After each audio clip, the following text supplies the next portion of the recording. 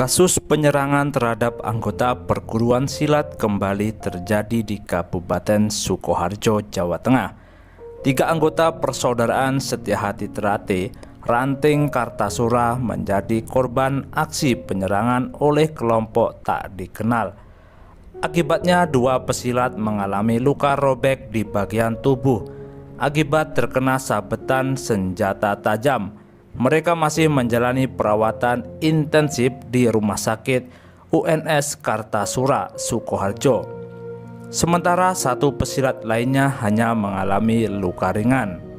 Ketua Ranting Persaudaraan Setiahati Trate Kartasura, Agus Tri Ivananto, mengungkapkan kasus pengeroyokan yang menimpa ketiga anggotanya terjadi pada Jumat 20 Agustus 2021 sekitar pukul 3 dini hari.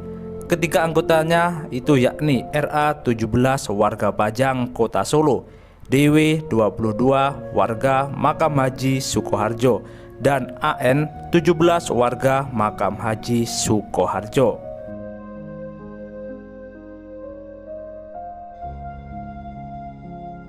Saat itu ketiga pesilat ini berboncengan menggunakan sepeda motor dari arah Makam Haji menuju Jalan Transito Solo untuk mencari makan. Namun sejak melintasi underpass Makam Haji, mereka sudah dibuntuti sekelompok orang. Mereka berjumlah 5 orang. Ini membuntuti para korban dengan menggunakan 3 sepeda motor. Mendekati simpang Transito, tiba-tiba sekelompok orang ini menyerang 3 anggota kami yang saat itu berboncengan atau bertiga. Dia menjelaskan serangan pertama dari sekelompok orang tak dikenal mengenai korban yang berada di bagian belakang. Kemudian serangan semakin membabi buta mengenai korban di bagian paling depan dan tengah.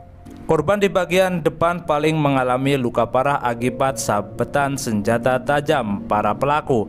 Korban ini luka sobek cukup dalam di bagian pipi.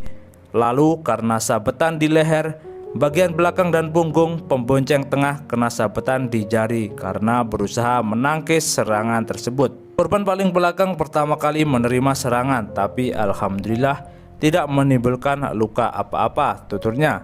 Begitu selesai melakukan penyerangan dengan senjata tajam dan melukai 2 warga persaudaraan Setiahati Trate Ranting Kartasura, para pelaku melarikan diri. Warga PSHT yang terkena sabetan senjata tajam langsung dilarikan ke Rumah Sakit UNS Kartasura untuk mendapatkan perawatan intensif.